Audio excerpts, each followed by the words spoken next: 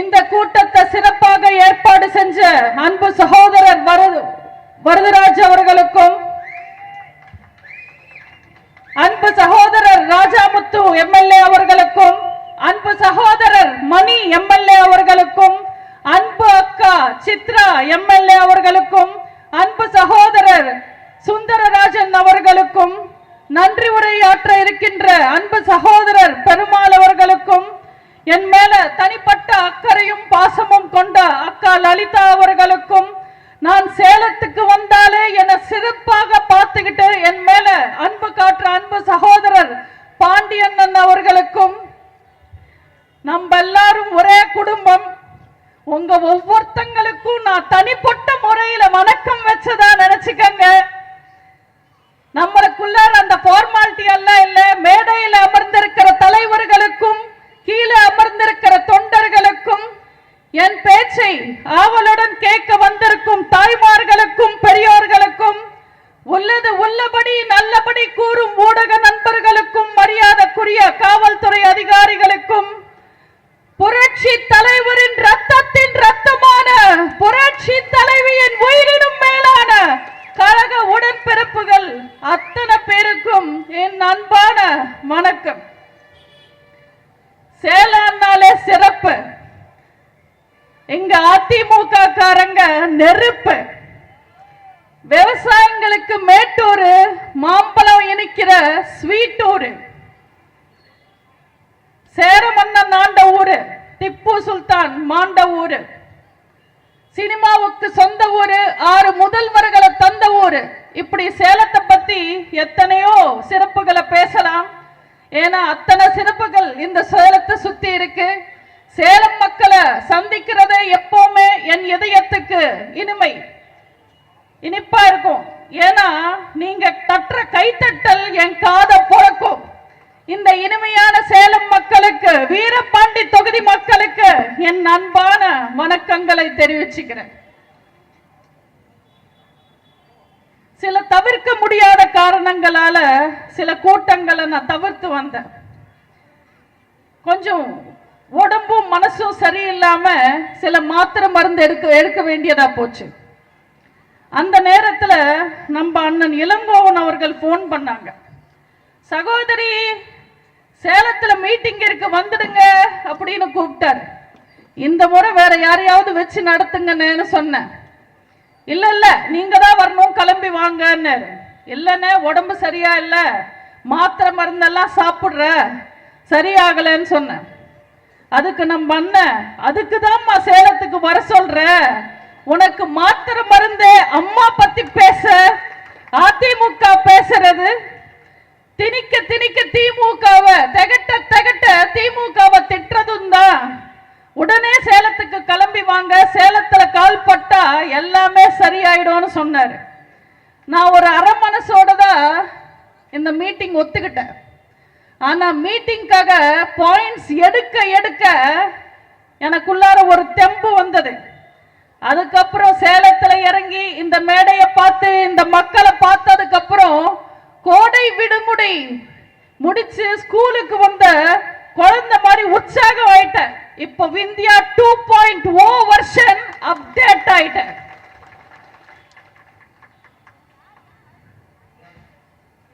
நம்ம புரட்சி தலைவி அம்மாவை எல்லாரும் தெய்வம்னு சொல்லுவாங்க. ஆனா நான் தேவதைன்னு சொல்லுவேன். தெய்வம் எப்பவுமே ஒரு படி மேல இருக்கும், தேவதை நம்ம கூடவே இருக்கும். சிவனை நினைச்சா முக்தி கிடைக்கும்னு சொல்லுவாங்க. எனக்கு புரட்சி தலைவி அம்மாவை நினைச்சா சக்தி கிடைக்கும். நம்ம அம்மாவோட சிரிப்பை விட பெரிய மயக்க மருந்து கிடையாது. நம்ம அம்மாவோட சிரிப்பு நம்மள அப்படி மயக்கும். நம்ம அம்மாவோட கண்கள் விட பெரிய காந்தம் கிடையாது. நம்ம அம்மாவோட கண்கள் அப்படி இழுக்கும். நம்ம அம்மாவோட வார்த்தையை தவிர பெரிய வார்த்தை கிடையாது. அது நம்மள அப்படி கட்டி போடும். நம்ம அம்மாவோட அன்பு தவிர பெரிய அன்பு கிடையாது. அந்த அன்பு உன்னை ராஜா மாதிரி வச்சுக்கும். நம்ம அம்மாவோட விரலை விட சிறந்த விரல் கிடையாது. அந்த விரல் உன்னை சுட்டி காட்ட தேவதையா இருந்து தமிழ்நாட்டு மக்களை பார்த்துக்கிட்டவங்க நம்ம புரட்சி தலைவி அம்மா. அம்மா அண்ணா தமிழ்நாட்டுக்கு வரும், திமுகக்கு ஜுவரம். கோவப்பட்ட சிங்கம், குணத்துல தங்கம். அப்படிப்பட்ட அம்மாவோட பிறந்த நாள் வருஷத்துல ஒரே நாள் வரும். ஆனா அம்மாவோட நினைவுகள் என்னோட வாழ்க்கை முழுசா இருக்கும். ஹாப்பி பர்த்டே அம்மா. அம்மா பிறந்த நாள் கூட்டத்தில் பேசுற வாய்ப்பு கொடுத்த அண்ணன் இளங்கோவன் அவர்களுக்கு இன்னொரு முறை நன்றி சொல்லிக்கிறேன். அம்மாவின் ஆட்சி தமிழ்நாட்டின் பொற்கால ஆட்சி. 2016 234 தொகுதியிலையும் ரெட்டையில போட்டியிட்டது. அதுல 136 தொகுதியில ஜெயிச்சு மெஜாரிட்டி ஆட்சி அமைச்சாங்க அம்மா. தமிழ்நாட்டு சரித்திரத்திலேயே ஒரே சின்னத்துல 234 தொகுதியிலையும் ஒரே சின்னத்துல போட்டியிட்டு அவ்வளவு பெரிய மெஜாரிட்டியோட ஆட்சி அமைச்ச ஒரே கட்சி, ஒரே தலைவர் அம்மா மட்டும்தான். எவ்வளவு பெரிய வெற்றிக்கு காரணம் 3. 1 புரட்சி தலைவர், 2 ரெட்டேல, 3 புரட்சி தலைவி அம்மாதான்.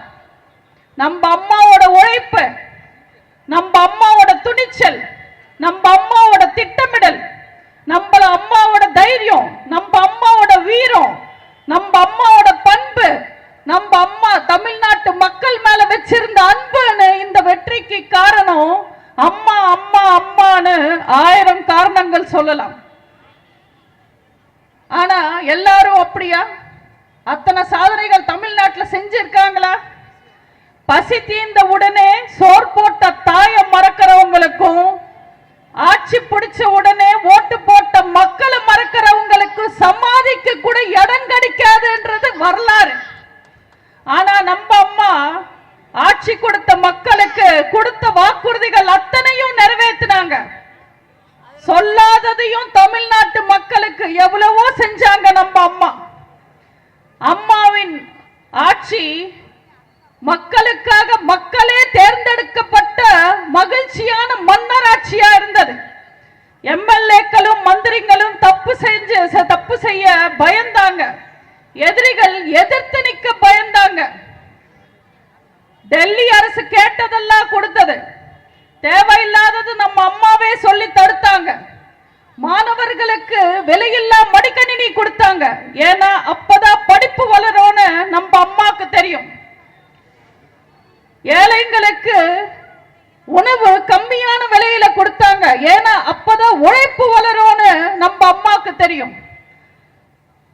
கள்ளிப்பாலால பெண் குழந்தைங்க பலியாகிறாங்கன்னு பெண் குழந்தைங்களை காப்பாத்துறதுக்காக தொட்டில் குழந்தை திட்டத்தை கொண்டு வந்தாங்க.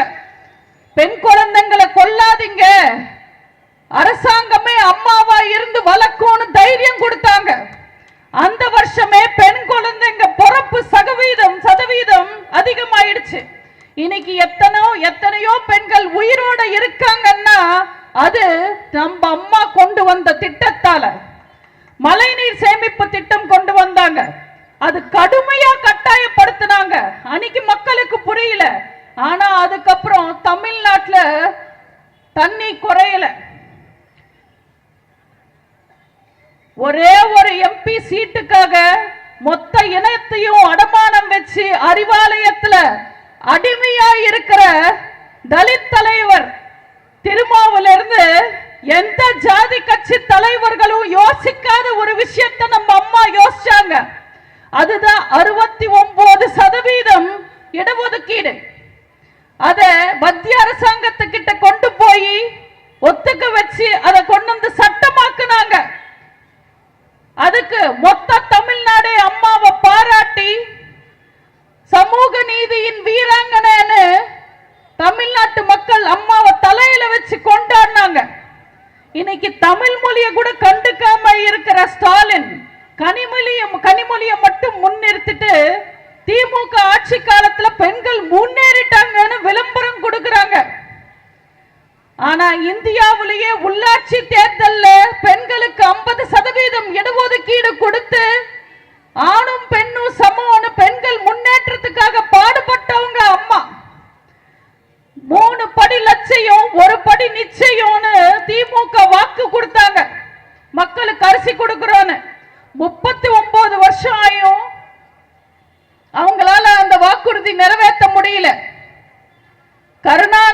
ஆட்சிக்கு வந்ததுக்கு அப்புறம் ₹1 1 கிலோ அரிசி கொடுத்தாரு. அதுவும் புழுத்து போன அரிசி. தமிழ்நாட்டு மக்களால சாப்பிட முடியல. ரேஷன் கடையில வேற அரிசி இல்ல. மக்கள் படுற கஷ்டத்தை பார்த்து நம்ம அம்மா ஆட்சிக்கு வந்த உடனே தரமான அரிசி 20 கிலோ அரிசி விலை இல்லாம கொடுத்தாங்க மக்களுக்காக. இப்படி மக்களுக்கு பார்த்து பார்த்து செஞ்சதுனால அம்மாக்கு எதிரா கருணாநிதி மாதிரி 1000 சகுனிகள் வந்தாலும் அம்மான்ற ஒரு சாணக்கியர் கிட்ட தோத்துக்கிட்டே இருந்தாங்க. தோக்கடிக்க முடியாத சக்தியா அம்மா விஸ்வரூபம் எடுத்தாங்க. அதுக்கு ஒரே காரணம், மக்களால் நான், மக்களுக்காகவே நான் நம்ம அம்மா வாழ்ந்தாங்க. ஆனா கருணாநிதி புரட்சி தலைவரால் நான், என் பிள்ளைங்களுக்காகவே நான் வாழ்ந்தார். கருணாநிதிக்கு அப்புறம் வந்த ஸ்டாலின் என் அப்பாவால நான், என் மகனுக்காகவே நான் வாழ்றாரு. இப்படிப்பட்ட குடும்ப தலைவர்கள் எல்லாம் நாளைக்கு இந்த மண்ணை விட்டு மறைஞ்சாலும் சிலைகள்லையும் சமாதிகள்லையும் தான் இருப்பாங்க. ஆனா மக்களுக்காக வாழ்ந்த புரட்சி தலைவரும் புரட்சி தலைவியும் மக்களோட எண்ணங்கள்லையும் இதயங்கள்லையும் வாழ்ந்துகிட்டே தான் இருப்பாங்க. அவங்க உடல் மறையலாம், ஆனா புகழ் மறையவே மறையாது. அம்மாவின் ஆட்சி மறுபடியும் அண்ணன் எடப்பாடியார் அவர்களின் தலைமையில் அமையும். அப்போதான் நம்ம அம்மாவோட ஆன்மா சாந்தி அடையும். அம்மாக்கு அப்புறம் அண்ணனா இருந்து நம்ம இயக்கத்தை காத்து நிக்கிற எல்லை சாமி நம்ம அண்ணன் எடப்பாடியார். இது 100% உண்மை. கண்ணு கெட்டின தூரம் வரைக்கும் எதிரிகளே இல்லாம ஒளிச்சு கட்டி சிங்கம் மாதிரி வாழ்ந்த நம்ம அம்மாவை அவங்க பின்னாடி நின்னுகிட்டு இருந்த சில நரிகள் கிட்ட இருந்து நம்மளால காப்பாற்ற முடியல. அந்த ஓய நாய்கள் சதியால நம்ம அம்மாவை இழந்துட்டோம். இன்னொரு இழப்ப இந்த இயக்கம் தாங்காது. அதனால நம்ம அண்ணன் எடப்பாடியார் முதல்ல துரோகிகளை ஒளிச்சு கட்டினாரு, அப்புறம் எதிரிகளை பந்தாடுறாரு. எத்தனையோ பேர் நம்ம அண்ணன் எடப்பாடியார் கிட்ட வந்து சொன்னாங்க, சில துரோகிகளை மன்னிச்சிடுங்க, கூட வச்சுக்கங்க, சேர்த்துக்கங்கன்னு. எனக்கு தெரியாம தான் கேட்கிற, துரோகின்னு தெரிஞ்சதுக்கு அப்புறம் எப்படி மன்னிக்கிறது? அவங்க செஞ்சது சாதாரணமான துரோகமா? எத்தனை துரோகம்! அந்த துரோகிகள் திமுக கூட கை கோர்த்து நம்ம கோவில் மாதிரி நினைச்ச எம்ஜிஆர் மாளிகை, அதிமுக அலுவலகம், நம்ம புரட்சி தலைவியும் புரட்சி தலைவரும் வாழ்ந்த அந்த அலுவலகத்தை ரவுடிங்க கூட்டிட்டு வந்து கல்லால அடிச்சு நம்ம அம்மாவுக்கு அந்த சேரை உடைச்சு புரட்சி தலைவரோட ரூம் கதவை எட்டி எட்டி உதைச்சு ஃபைல் எல்லாம் எரிச்சு ஃபைலை தூக்கிட்டு போயிட்டாங்க, சூறையாடிட்டாங்க. கட்சியை உடைக்க பார்த்தாங்க, ரெட்டேல சின்னத்தை முடக்க பார்த்தாங்க. கோட்டா போய் கேஸா போட்டு திமுக கூட கை கோர்த்து அதிமுகவையே அழிக்க பார்த்தாங்க. அவங்க என்ன செஞ்சாலும் நம்ம அண்ணன் எடப்பாடியார் அசரவே இல்லை. அவங்க இறங்கி அடிச்சா நம்ம அண்ணன் ஏறி அடிச்சாரு. சண்டையில தோத்த உடனே சமாதான டிராமா போட்டாங்க.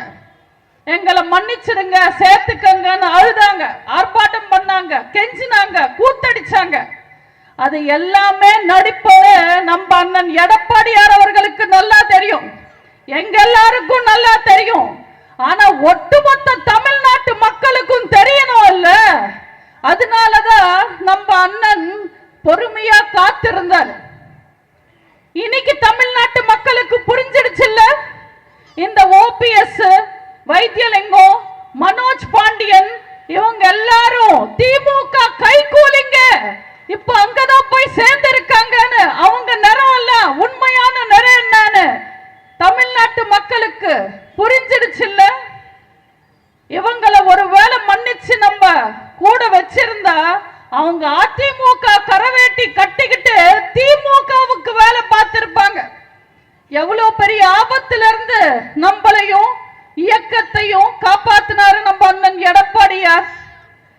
சாதாரணமா பனி விலகுனா சூரியன் தெரியும், ஆனா நம்மள விட்டு சில சனி விலகினதுனால சூரியன் மறையும்.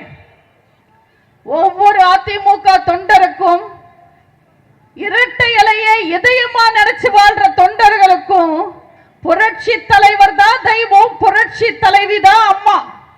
ஒவ்வொரு அடிமட்ட தொண்டனும் அவ்வளவு விசுவாசமா இருப்பான். ஆனா எம்எல்ஏ பதவியிலிருந்து முதலமைச்சர் பதவி வரைக்கும் மொத்த பிச்சையும் அதிமுக வாங்கிக்கிட்டு புரட்சி தலைவரும் புரட்சி தலைவியும் உயிரோடு இருக்கிற கடைசி நிமிஷம் வரைக்கும் அவங்க புகழ கலங்கப்படுத்தணும்னு நினைச்ச, அசிங்கப்படுத்தணும்னு நினைச்ச எதிரி திருட்டு திமுக கூட போய் எப்படி இவங்க எல்லாம் கை கோர்த்து நிக்கிறாங்க. அவ்வளவு பதவி ஆசை, அவ்வளவு பதவி வெறி, அவ்வளவு பண வெறி. இவங்க எல்லாரையும் மக்கள் மன்னிக்க மாட்டாங்க. புரட்சி தலைவரை அழிக்க நினைச்ச கருணாநிதிக்கு ஏற்பட்ட நிலைமை, புரட்சி தலைவிய முடக்க நினைச்ச ஸ்டாலினுக்கு ஏற்பட்ட நிலைமை, இன்னைக்கு இந்த கழகத்துக்கும் அண்ணன் எடப்பாடியாருக்கும் துரோகம் செஞ்ச அத்தனை பேருக்கும் என்ன அழிவு வரப்போகுதுன்னு நீங்க எல்லாரும் இந்த தேர்தலில் பார்க்கதான் போறீங்க. நாங்க ஒட்டடை அடிக்க கூட உதவாதுன்னு ஒதுக்கி வச்ச விளக்குமாறெல்லாம் வெட்டி வேறன்னு நினைச்சுக்கிட்டு கழுத்துல போட்டுக்கிட்டு சுத்துறாங்க ஸ்டாலினும் திமுகவும். இதுல சேகர் பாபு சொல்றாரு, எதிரியோட பொருள் எடுத்து எதிரிய போடணும்னு. ஐயா திமுக பூச்சாண்டிங்கள, நீங்க தூக்கிட்டு போயிருக்கிறதெல்லாம் அதிமுகவோட வெப்பன்ஸ் இல்ல, நாங்க ஒளிச்சு கட்டின பஃபூன்ஸ்.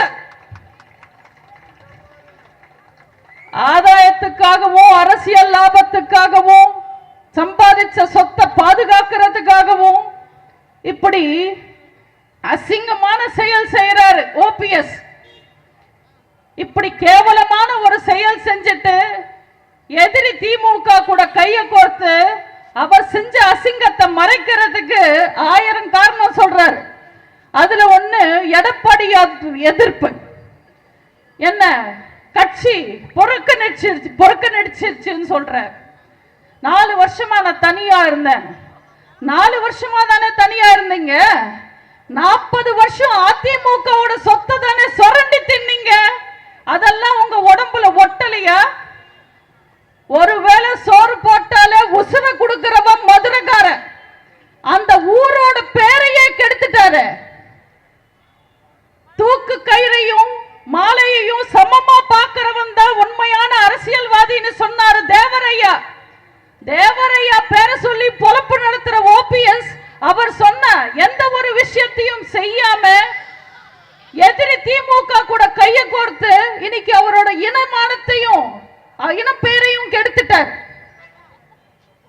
இத்தனை துரோகிகளையும் உங்களோட துணையோட, புரட்சி தலைவரோட கொள்கையோட, புரட்சி தலைவியோட ஆசையோட இத்தனை துரோகிகளையும் நாங்க இந்த தேர்தலில் தோக்கடிக்க போறோம். இதுல ஓபிஎஸ் ஒரு ஸ்டேட்மெண்ட் விடுறாரு. இதுல ஓபிஎஸ் ஒரு ஸ்டேட்மெண்ட் விடுறாரு, என் தாய் கழகத்திலேயே நான் இணைஞ்சிட்டேன். ஏதோ அவரோட அம்மா அவர் அறிவாலயத்திலே பொட்டு போட்ட மாதிரி. நான் 21 வருஷமா இந்த இயக்கத்துல இருக்கேன். அவர் மாதிரி வட்டம், மாவட்டம், எம்எல்ஏ, மந்திரி என்ற எந்த பதவியும் நான் அனுபவிக்கல. எந்த ஆதாயத்தையும் நான் எதிர்பார்க்கல. அம்மா வளர்ப்புல வளர்ந்த என்னால ஒரு நாள் கூட கருணாநிதிய கலைஞர்னு என்னால கூப்பிட முடியாது. இந்த இயக்கத்துல அத்தனை விஷயங்களையும் அனுபவிச்ச ஓபிஎஸ் இன்னைக்கு கலைஞர் தளபதி, குட்டி தளபதி, குட்டி குட்டி தளபதின்னு குனிஞ்சு நிக்கிறாரு. இதுக்கு அவர் உடம்பு கூசல. இதுல புதுசா திமுக கரவேட்டி கட்டிக்கிட்டு சுத்துறார். பெருமையா அவரோட கார்ல இருந்த அம்மாவோட போட்டோ கழட்டிட்டு ஸ்டாலின் போட்டோ வைக்கிறாரு. கேட்ல இருந்து ரெட்டை சின்னத்தை உடைச்சு எடுத்துடுறாங்க.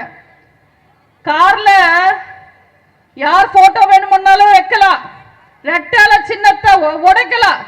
ஆனா நீ உட்கார்ந்துகிட்டு இருக்கிற காரு, அந்த கேட் இருக்கிற வீடு, நீ போட்டுக்கிட்டு இருக்கிற Dress, நீ சாப்பிடுற சோறு இந்த அதிமுக போட்டது, எங்க அம்மா போட்டது. இதை யாராலையும் மறுக்க முடியாது. இல்ல யார் இது? எல்லாரும் ஒத்துக்கிறீங்க இல்லம்மா? இங்கதானே சாப்பிட்டாரு, இங்கதானே சுரண்டி சாப்பிட்டாரு. ஒரு நாள் கரவேட்டி கட்டிட்டா என்ன நீங்க திமுக சொத்தாயிடுவீங்களா? எங்க அம்மா போட்ட பிச்சை. டீ கடை பன்னீர்செல்வம் OPS எப்படி ஆனாரு? உங்களுக்கு அந்த அதிகாரம் யார் கொடுத்தாங்க? எங்க அம்மா கொடுத்தாங்க, இந்த அதிமுக கொடுத்துருச்சு. இவ்வளவு அசிங்கமான பொழப்பு பொழைக்கிறதுக்கு பதிலா கை எச்சில் பட்டாலும் பரவாயில்லன்னு நாக்கு புடிங்கிட்டு சாகலாம். ஆனா அவருக்கெல்லாம் உரைக்காது. ஏன்னா அவர் OPS, only profit sharing. அரசியல் லாபம் தவிர வேற எதையும் யோசிக்காத அழுக்கான அரசியல்வாதி. இப்ப திமுகக்கு வருவன. கமல்ஹாசன் கட்சி ஆரம்பிச்சுட்டு போன எலெக்ஷன்ல என்ன பண்ணாரு? தேர்தல் சமயத்துல கேட் வாசல்லையே உட்கார்ந்தாரு. ஏன்னா கூட்டணி கால் இல்ல. அதனால பால்காரன் தபால்காரன் வர்றவங்க போறவங்களுக்கு எல்லாம் 2 சீட்டு 5 சீட்டு 10 சீட்டு 20 சீட்டுன்னு கொடுத்து கலக்கிக்கிட்டு இருந்தார். அந்த கமல்ஹாசன் கால் வச்ச நேரமோ என்னமோ திமுக ஸ்டாலினுக்கும் அதே கதிதான். இப்ப அறிவாலயத்துக்கு யார் போனாலும் சரி 2 சீட்டு வச்சுக்க, 4 சீட்டு வச்சுக்க, 6 சீட்டு வச்சுக்கன்னு அள்ளி தராரு. அறிவாலயம் பக்கத்துல போனாலே 2 சீட்டு. அதனால சென்னையில ஸ்விக்கி ஜொமேட்டோக்காரங்க கூட அந்த பக்கம் போக மாட்டேன்றாங்க. நீங்க வட சென்னையில பாத்தீங்கன்னா இந்த பர்மாக்காரங்க கலர் கலரா லுங்கி போட்டுக்கிட்டு சுத்துவாங்க. ஒரு நாள் ஒரு பர்மாக்காரர் தெரியாம சேகர் பாபு வீட்டு முன்னாடி நடந்துட்டார். அந்த கலர் கலர் லுங்கிய பார்த்த சேகர் பாபு, இது ஏதோ புது கட்சி கரவேட்டி போல இருக்கு, புது கட்சி ஆரம்பிச்சிருக்காங்க போல இருக்குன்னு அவனை அறிவாலயத்துக்கு கூட்டிட்டு போய் 2 சீட்டு வாங்கி கொடுத்துட்டாங்க. அவ்வளவு பயத்துல இருக்கு அறிவாலயம். சுப்பிரமணியபுரம் படத்துல ஒரு டைலாக் வரும், மரண பயத்தை காட்டிட்டா பரவான்னு. அந்த மாதிரி 5 வருஷம் நல்லாட்சி நடத்திருந்தா ஸ்டாலினுக்கு எதுக்கு இந்த பொழப்பு? இன்னைக்கு என்ன நிலைமை? பழைய காங்கிரஸ்ல இருந்து புதிய தமிழகம் வரைக்கும் ஸ்டாலின் கண்ணில் வரல் விட்டு ஆட்டுறாங்க. திமுக மட்டும் இலங்கை தமிழர்களை சாகடிக்கலன்னா காங்கிரஸ் கழட்டி விட்டு இருக்கலாம். உழைப்பாளர்கள் வயிற்றுல அடிக்காம இருந்திருந்தா, வாக்குறுதிகளை நிறைவேற்றிருந்தா கம்யூனிஸ்ட கழட்டி விட்டு இருக்கலாம். சமூக நீதியை காப்பாத்திருந்தா திருமாவை கழட்டி விட்டு இருக்கலாம். இந்துக்களையும் இந்து கடவுள்களையும் கேவலமா பேசாம இருந்திருந்தா சின்ன சின்ன மத கட்சிகள் எல்லாத்தையும் கழட்டி விட்டு இருக்கலாம். அவ்வளோ ஏன் திமுக கட்சிக்காரங்களை நம்பி அவங்களை வளர்த்திருந்த அதிமுக அல்லக்கைங்க எல்லாரையும் கழட்டி விட்டு இருக்கலாம். ஆனா இது எதுவுமே செய்யாம வெறும் கூட்டணி கட்சிக்காரங்களை நம்பி எத்தனை நாளைக்கு தான் ஸ்டாலின் அரசியல் பண்ண போறாரு? 5 மூட்டை தூக்குறவங்க கூட 10 மூட்டைக்கு மேல தூக்க மாட்டாங்க. ஆனா இந்த ஸ்டாலின் ஒவ்வொரு தேர்தலையும் 10-15 கூட்டணி கட்சிகளை தூக்கும் போது எனக்கே பாவமா தான் இருக்கு. திமுக இருக்கிற மந்திரிங்களே ஊழல் ஸ்பெஷலிஸ்ட். ஆனா அடுத்த கட்சியில இந்த ஆளை தூக்கும் போதும் கூட ஏன் ட்ரெயின்டு ஊழல்வாதிகளா ஸ்டாலின் தூக்குறாருன்னு எனக்கு தெரியல. ஏற்கனவே திமுக இருக்கிற மந்திரிங்க பேசுற பேச்சுல ஸ்டாலினுக்கு தூக்கம் கெட்டு போச்சு. இதுல அவங்க கூட OPS வேற நல்லா பேசுவாரு. இதுக்கு மேல ஸ்டாலின் நல்லா தூங்குவாரு. OPS ஒரு ரிப்போர்ட்டர் கேட்டிருக்காங்க, எதுக்குங்க திமுக சேர்ந்தீங்கன்னு. எடப்பாடியார் அதிமுகவை அழிச்சிடுவாருன்னு சொன்னார். சரி, நீங்க திமுக சேர்ந்து என்ன செய்ய போறீங்கன்னு கேட்டா நான் அதிமுகவை அழிச்சிடுவேன்னு சொன்னார். இப்படி வந்ததும் சரியில்லை, வாச்சதும் சரியில்லைன்னு தவிக்கிறாரு ஸ்டாலின்.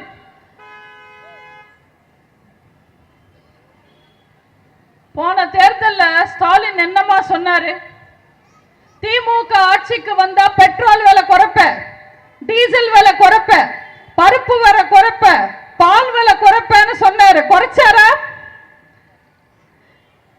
கடன் தள்ளுபடி, விவசாய கடன், பயிர் கடன், நகை கடன், எல்லா தள்ளுபடி, எல்லா கடனும் தள்ளுபடி செய்யறோம்னு சொன்னார் இல்ல? செஞ்சாரா? இந்த முறை நீங்க எங்களை நம்பி ஓட்டு போடுங்க, ரெட்டாளுக்கு ஓட்டு போடுங்க, அம்மாக்கு ஓட்டு போடுங்க, அண்ணன் எடப்பாடியாருக்கு ஓட்டு போடுங்க. நாங்க திமுகவை தள்ளுபடி செய்வோம், நீங்க எல்லாரும் நிம்மதியா வாழலாம். மக்களுக்கு எத்தனை பொய் வாக்குறுதிகள், எத்தனை பொய்யான விளம்பரங்கள், அதை கொடுப்போம் இதை கொடுப்போம், ஆட்சிக்கு வந்து எதுவுமே கொடுக்காம ஏமாத்துறாங்க. பொன் வைக்கிற இடத்துல பூ வைக்கிற மாதிரி இவங்களை போய் நம்பலாமா? 5 வருஷத்துல ஒண்ணுமே செஞ்சு கிழிக்கலையா? எதுல இன்னொரு 5 வருஷம் கொடுத்தா கிழிச்சது வராமா? இது எப்படி இருக்குன்னா, மாடி ஏறி மாங்காய் பறிக்க துப்பு இல்லையா, இவர் மலேசியா போய் மங்குஸ்தான் பறிப்பாராமா. இவங்க எல்லாரையும் என்னங்க பண்றது? 5 வருஷத்துல திமுக எத்தனை ஊழல் செஞ்சது? ஒவ்வொரு வாட்டி திமுக ஆட்சி கொடுக்கும் போது அவங்க ஆட்சி முடிக்கிறதுக்குள்ள எத்தனை ஊழல் செய்வாங்க? காத்துல ஊழல், கப்பல்ல ஊழல், அலைவரிசையில ஊழல், ஆள் எடுக்கிறதுல ஊழல், கரியில ஊழல், கடல்ல ஊழல், சரக்கடிக்கிற இடத்துல ஊழல், சாமி கும்பிடுற இடத்துல ஊழல், திரும்புற பக்கம் எல்லாம் ஊழல் ஊழல் ஊழல். இந்த ஊழல் நியூஸ் பார்த்து மக்களே டயர்ட் ஆயிட்டாங்க. அதனால கண்டிப்பா இந்த திருட்டு திமுகவை இந்த தேர்தலோட ஒளிச்சு கட்டுவாங்க. என்கிட்ட ஒரு ரிப்போர்ட்டர் நண்பர் கேட்டார், அந்நியார் திமுகவுக்கு போயிட்டாங்களே அதனால உங்களுக்கு பாதிப்பான்னு. நான் அவருக்கு சொன்னேன், என்னைக்கு நாங்க அவங்களை சேர்த்துக்கிறோம்னு சொன்னோம், அவங்க போனா நாங்க வருத்தப்பட பாதிக்கப்படன்னு. இந்த திருவிழா சீசன் வந்தா சில பேர் ஊர் ஊரா போய் கோவில் கோவிலா போய் கடை வைப்பாங்க. அந்த மாதிரி பிரேமலதா எலெக்ஷன் சீசன் வந்தா போதும் கட்சியை தூக்கிக்கிட்டு ஆபீஸ் ஆபீஸா போய் பேரம் பேச ஆரம்பிச்சிடுவாங்க. தோல்ல துண்டு போட்டு கொள்கையை பேசின அரசியல்வாதிகளை நீங்க பார்த்திருப்பீங்க. துண்டு போட்டு பேரம் பேசுற ஒரே அரசியல்வாதி பிரேமலதா மட்டும்தான். நம்ம அண்ணன் எடப்பாடியார் தீர்க்கதர்சி.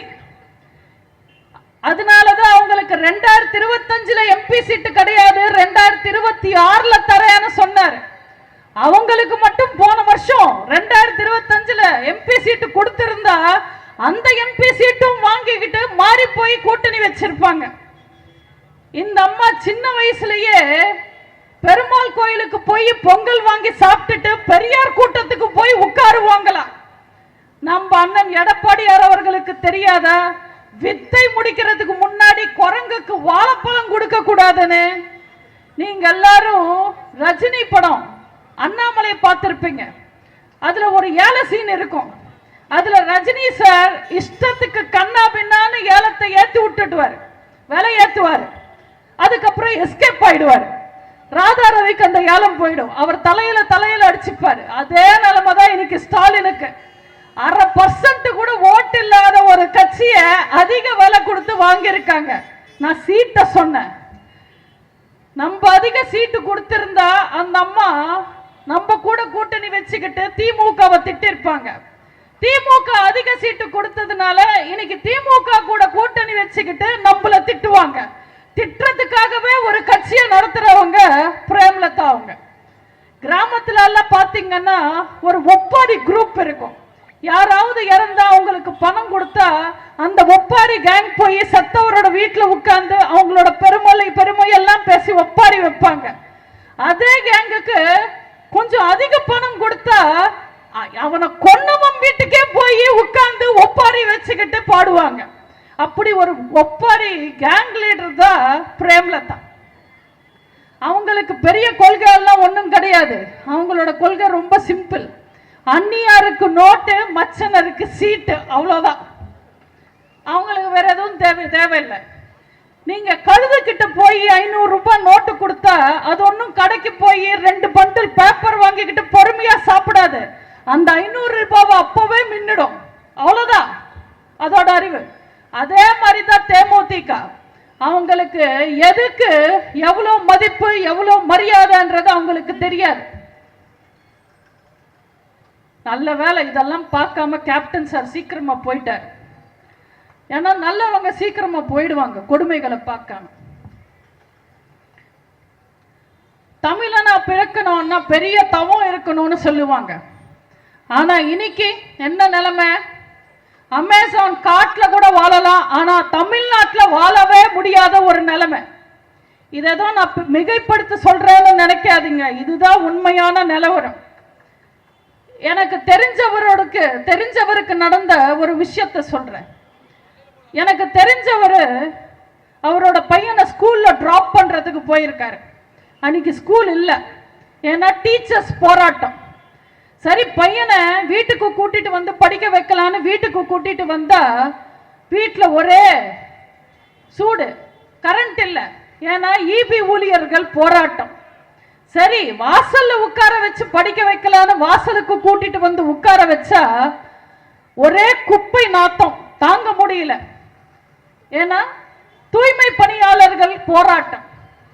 அந்த குப்பை நாத்தத்தை தாங்க முடியாம அந்த பையன் வாந்தி எல்லாம் எடுத்து மயக்கம் போட்டு விழுந்துட்டான். ஐயோ குழந்தை மயக்கம் போட்டுடுச்சுன்னு ஒரு லைம் ஜூஸ் பண்ணி கொடுக்கலான்னு உள்ள போய் ஜூஸ் போட போனா வீட்டுக்குள்ள சர்க்கரை இல்லை, ஏன்னா ரேஷன் கடை ஊழியர்கள் போராட்டம்.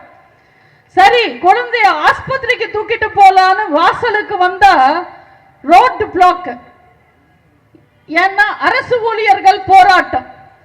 சரி, பக்கத்து சந்தில இருந்து போய் பஸ் ஏறி போயிடலான்னு பஸ் ஸ்டாண்டுக்கு வந்தா பஸ் இல்ல, ஏன்னா ஒப்பந்த ஊழியர்கள் போராட்டம்.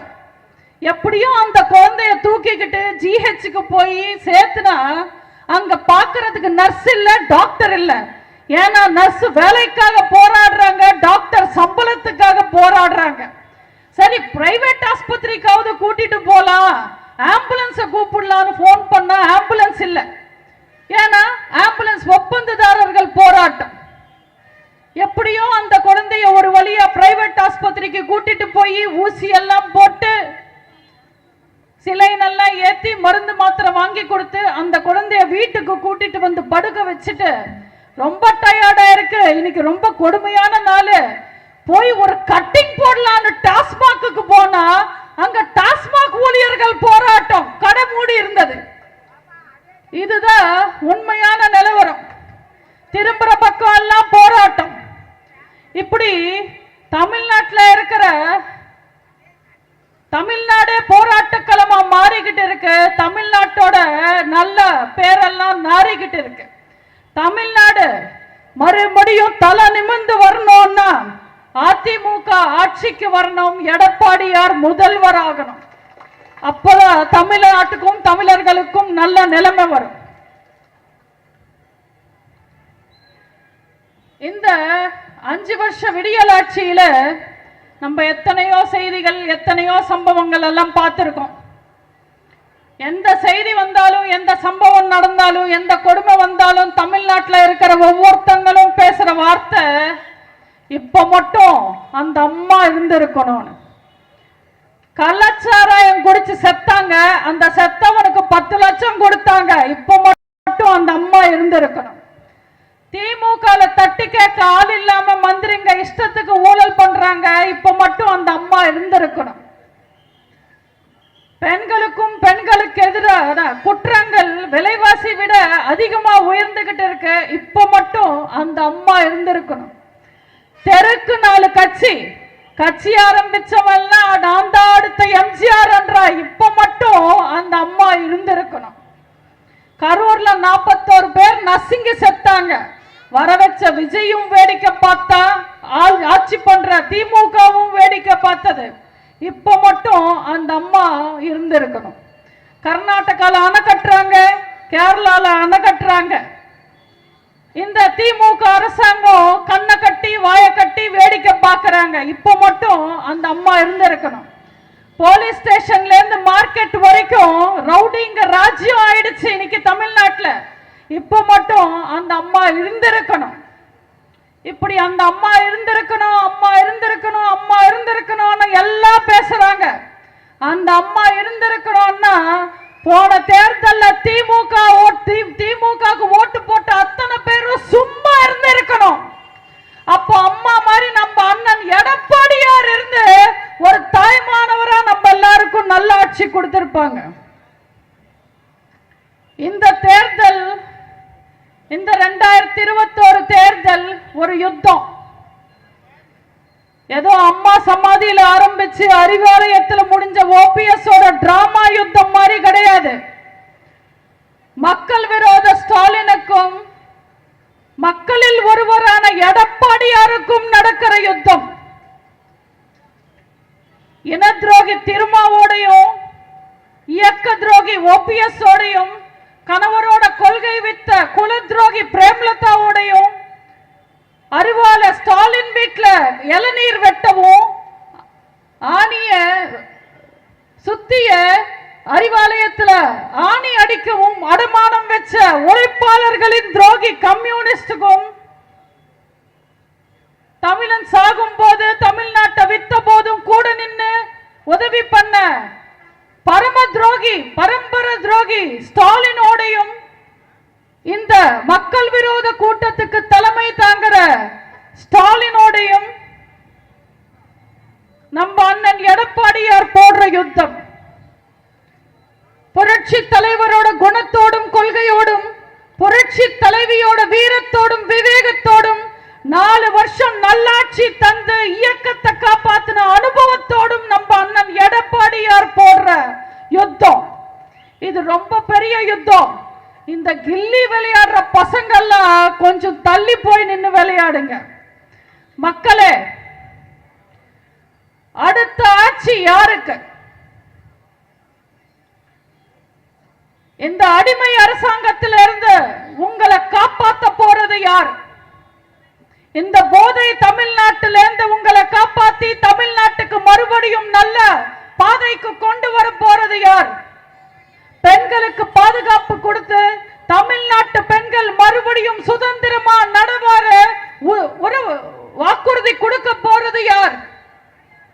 தமிழ்நாட்டு மக்கள் தன்மானத்தோட வாழ உங்களுக்கு உத்தரவாதம் கொடுக்க போறது யார்? கொடுத்த வாக்குறுதியால எல்லாத்தையும் நிறைவேற்ற போறது யார்? இப்படி யார் யார் யார் யார் என்ற கேள்விக்கு ஒரே பதில் தான், எடப்பாடியார். இந்த தேர்தலில் நல்லா யோசிச்சு ஓட்டு போடுங்க. இந்த தேர்தலில் உங்களோட ஓட்டு யாருக்கு? மாணவர்களின் வாழ்க்கையில் விளக்கேத்தின எடப்பாடியாருக்கா? மாணவர்கள் வாழ்க்கையில் விளக்கேத்தின எடப்பாடியாருக்கா? ஈபி விலையாத்தி வேத்தி தமிழ்நாட்டையே இருட்டாக்குன ஸ்டாலினுக்கா? கண்டபடி கடன் வாங்காம மக்களுக்கு நல்லாட்சி கொடுத்த எடப்பாடியாருக்கா? கடன் மேல கடன் வாங்கி தமிழ்நாட்டையே அடமானம் வச்ச ஸ்டாலினுக்கா? பெண்களை பாதுகாத்து பெண்களை தேவதைகளா பார்த்த எடப்பாடியாருக்கா? தெருக்கு தெரு 7 வயசு குழந்தையிலிருந்து 70 வயசு பாட்டி வரைக்கும் வன்கொடுமை செஞ்சுக்கிட்டு இருக்கிற ஆள தெரியாத ஸ்டாலினுக்கா? கொரோனா காலத்துல டாஸ்மாக் மூடின எடப்பாடியாருக்கா? விலைவாசி ஏற காலத்துல அம்மா உணவகத்தை மூடின ஸ்டாலினுக்கா? 7.5% இடஒதுக்கீடு கொடுத்து அரசு பள்ளி மாணவர்களை டாக்டர் ஆக்கி அழகு பார்த்தின எடப்பாடியாரா?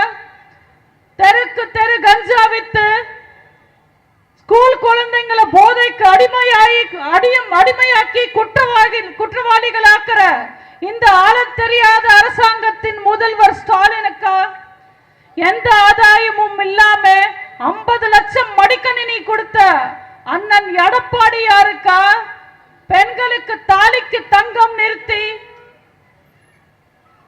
குழந்தைங்களுக்கு சைக்கிள் திட்டத்தை நிறுத்தின ஸ்டாலினுக்கா?